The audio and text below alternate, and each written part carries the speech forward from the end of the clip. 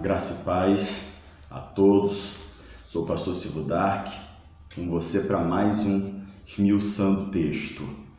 Quero chamar sua atenção para, juntamente comigo, a gente esmiuçarmos uma passagem bem peculiar da Bíblia Sagrada. Na verdade, se trata de uma parábola de Jesus registrada no Evangelho de Lucas, no capítulo de número 10 e no versículo de número 25 em diante. Parábola essa bem conhecida e que se trata da parábola do bom samaritano. Algumas colocações sobre esta parábola é feita, alguns pregadores, ensinadores que ensinam em cima dessa parábola, principalmente as mensagens, né? E pela má compreensão do que é a parábola, acaba-se tendo uma distorção do que realmente Jesus estava querendo passar, estava querendo transmitir. Porque Jesus, todas as parábolas de Jesus, ele está direcionando a alguém. E ele usa alguns elementos de forma de palavras para que quem o ouve entenda que ele está emitindo. É a famosa se a carapuça serviu, vista ela. E Jesus usa muito disso, das suas indiretas, melhor dizendo, para você entender melhor. Então, nós precisamos entrar na mente do autor.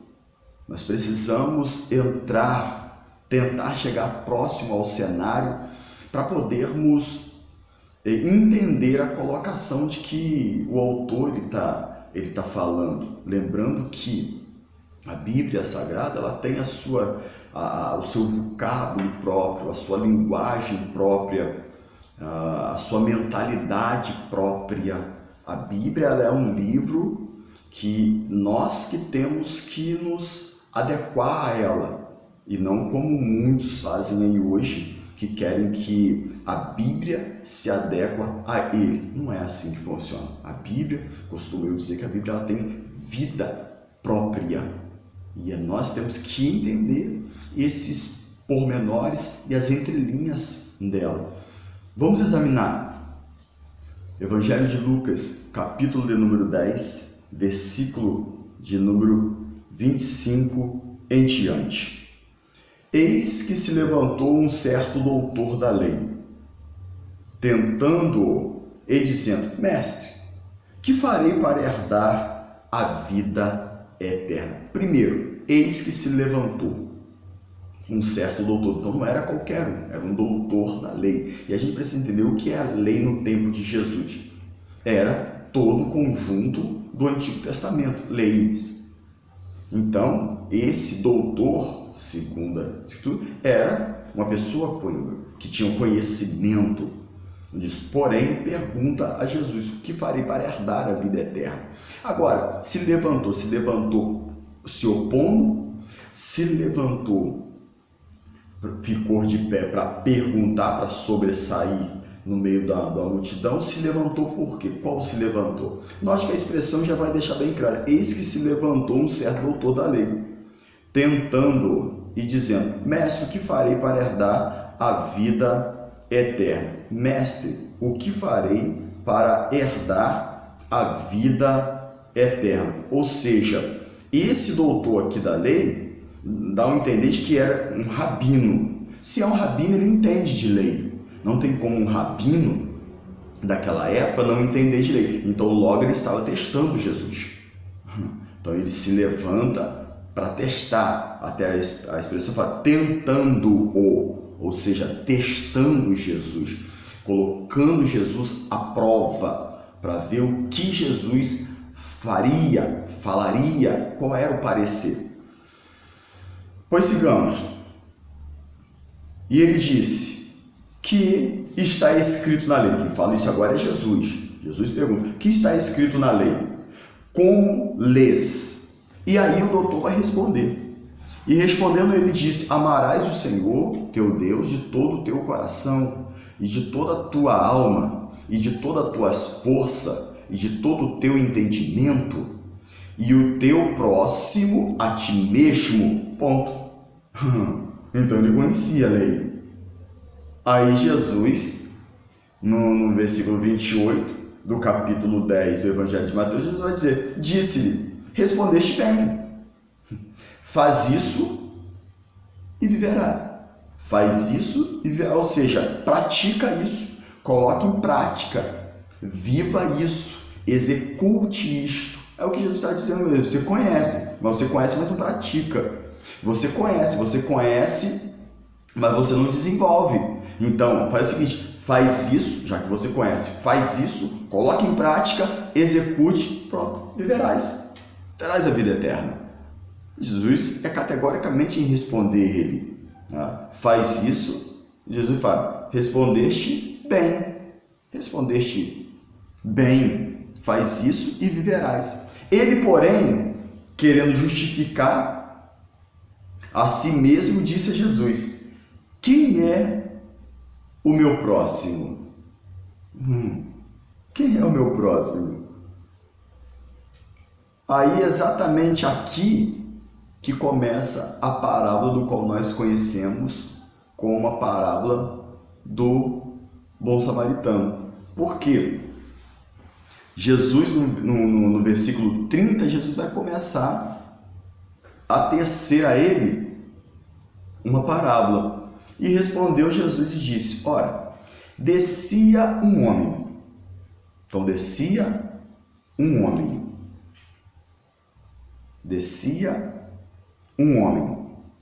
de Jerusalém para Jericó.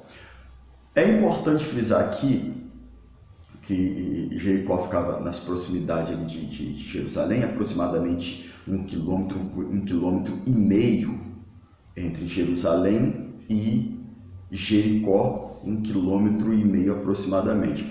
Como sabe, Jerusalém fica no alto, ela tem uma base no alto, e é por isso que o Salmo 125, se não me falha a memória, vai dizer que os que confiam no Senhor são como um monte de Sião, que não se abala, mas permanece para sempre, assim como Jerusalém está em volta, assim como os montes estão em volta de Jerusalém, assim o Senhor está em volta do seu povo. Então Jerusalém, ela ficava no elevo. Então esse homem descia. Então vamos pegar esses pontos aí agora, para nós entendermos. Primeiro, este homem descia de Jerusalém para Jericó e caiu nas mãos dos salteadores. Isso Jesus está tecendo a parábola para ele. Os quais o despojaram e, espancando-o, se retiraram, deixando-o meio morto. Então o homem descia, salteadores pegaram, espancaram, deixaram ele quase morto. E se retiraram também, deixando eles meio morto. Ocasionalmente, descia pelo mesmo caminho certo sacerdote, e vendo-o passou de largo. O que é passou de largo? Passou de longe, não chegou, não chegou. Eu quero pegar um gancho aqui para dizer que tem pessoas que falam o seguinte: mas o sacerdote não chegou porque o sacerdote não podia encostar em mortos, tocar em morto. O sacerdote. A questão é que a gente confunde muito o conceito sacerdotal com o conceito de nazireado. Nazireado é uma coisa, nazireado não toma bebida forte, nazireado não pode tocar em morto, não pode passar perto. Sacerdote não. Sacerdote não tem esse negócio com o sacerdote. Se sacerdote é uma figura de Cristo, então Cristo foi o que ressuscitou morto, abraçou os leprosos, jantou, almoçou na casa de ladrão. Então essa questão aqui não existe. Nazireado, conceito sacerdotal. Esse daqui desceu e passou de largo. De igual modo, também um levita, chegando àquele lugar, vendo-o, passou de largo. E lembrando que esse homem não estava morto, ele estava meio morto, ele não estava morto. Estava meio morto. Agora ele estava morto. Mesmo se tivesse essa questão de sobre o sacerdote não tocar em morto, ali não tinha um morto. Ali tinha um quase morto, mas não é morto. Quase morto é uma coisa, morto é uma outra coisa. Agora aqui tem pessoas que pegam essa passagem e desce a lenha. Porque se o pastor te fizer isso, se o pastor te rejeitar, se o levita te rejeitar, pode te rejeitar assim, pode te rejeitar aquilo, e pode rejeitar você, mas não tem problema, mas isso... Não é nada disso, nada disso. O autor que é aqui, Jesus não está falando nada disso, nem de pastor rejeitar. Então a falta do entendimento textual leva a má aplicação. É fato.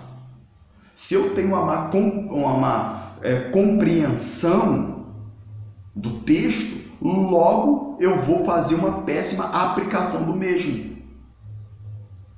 E quando eu vou fazer uma aplicação pessoal, eu preciso informar isso, que eu estou fazendo uma aplicação pessoal. Para quê? Para salvar e guardar a integridade do texto. Já que eu estou saindo da linha do raciocínio lógico do autor. Ponto. Então aqui não se trata de que o pastor te abandonou, que o pastor é isso, que o pastor te deixou e que Deus vai enviar a pessoa. Não. Me ajuda aí. Não é isso. Então esse levita, esse sacerdote, nós vamos entender depois essa figura. Do mesmo passou de largo, mais um samaritano, que ia de viagem, chegou ao pé dele e, vendo-o, moveu de íntima compaixão. E aproximou-se, atou-lhes a ferida, aplicando azeite e vinho. E pondo sobre a sua cavalgadura, levou para uma estalagem e cuidou dele. E partindo ao outro dia, tirou 2 dinheiro, e deu ao hospedeiro, e disse: cuida dele, e tudo o que demais gastares, eu te pagarei quando voltar. Aqui isso aqui é muito forte. Então vamos entender o que Jesus está querendo dizer. Primeiro, a gente precisa entender quem é o homem que descia. Qual o significado dessa parábola para Jesus? O que Jesus está querendo dizer com essa parábola? Vamos lá. O homem que descia é o retrato do homem perdido. Então o homem que descia é o homem perdido. Esse homem perdido caiu na mão dos salteadores. Então esse perdido desce e cai na mão dos salteadores. Quem é os salteadores? O que Jesus está querendo dizer? Quem é os salteadores? Os salteadores são o pecado. Então esse perdido cai na mão do pecado. E o pecado, o pecado quase acabou com ele, quase destruiu a vida dele, deixando ele quase que morto. Aí surge quem? Aí surge agora o sacerdote e os levitas, que passaram de lá. Quem são eles? O que Jesus está querendo colocar aí na figura desses levita e desse sacerdote? Eles representam o que dentro dessa palavra? Eles representam a lei que não pode salvar. Era a lei. Esse levita e o sacerdote representam a lei. Então eu tenho o homem que representa o homem perdido, eu tenho os salteadores que representam o pecado, eu tenho o sacerdote levita que representa a lei que não pode salvar, e aí entra no cenário o samaritano, que é onde Jesus queria chegar. E chegando um samaritano, aproximou-se dele, aplicou, cuidou das suas feridas. Os que são as feridas? A consequência do pecado. As feridas, a consequência do pecado. Atou nele o que? Azeite. Vai ficar muito fácil. O que é o azeite aqui? O Espírito Santo. E, primeiro, note que é uma sequência. Atou azeite e vinho. O azeite, o Espírito Santo e o vinho, o sangue. E note que esse homem estava descendo. Depois eu quero fazer uma aplicação de cunho também pessoal, que é um grifo, no caso um grifo meu. Mas vamos lá. Colocou-o sobre a sua cavalgadura. O que é cavalgadura aqui, que Jesus está querendo dizer? O Evangelho, a palavra, sobre a sua palavra. Então, esse homem perdido, que caiu nos salteadores, que era o pecado, veio de lá a lei, veio de lá o sacerdote levita, que era a lei que não podia salvar o ser humano, salvar ele. Chegou então o samaritano. O samaritano, quem é o samaritano? O samaritano é a graça, salvadora, ou alguns colocam como missionário. Não, mas é a graça salvadora, a graça de salvar. Note que há um período aí período de graça, o período da lei e o período da graça, né? Paulo até vai dizer isso, jogando uma indireta para os fariseus, dizendo o seguinte: a lei, a letra mata, mas o Espírito vivifica. Quando Paulo fala isso, que a letra mata e o Espírito vivifica, e que muitos hoje usam isso com a questão aí de não poder estudar, não estuda teologia, porque a letra mata, que é isso que diz. Paulo não está falando disso, não. Paulo está dizendo que é letra ali. Letra é a graça, é a lei. Letra é a lei. Por isso ele não usa o nome lei, mas ele dá uma indireta. A letra, a lei mata. Aí ele fala, mas o Espírito vivifica. O que é o Espírito aqui? A graça salvadora, através de Cristo Jesus. Pegou? Então a gente precisa entender a mentalidade do autor. Precisa entender o que o autor está querendo dizer. Então, o samaritano quem é? A graça, Jesus. O azeite, as feridas, a consequência do pecado, o azeite, o Espírito Santo, o vinho, o sangue. E a cavalgadura, o Evangelho, a palavra sobre ela. E levou-o para uma estalagem. O que é a estalagem? O templo, a igreja, levou para lá, porque é lá que se cuida de pecador, é lá que se trata o pecador. Olha a sequência que Jesus está colocando. Jesus, ele é extraordinário, extraordinário.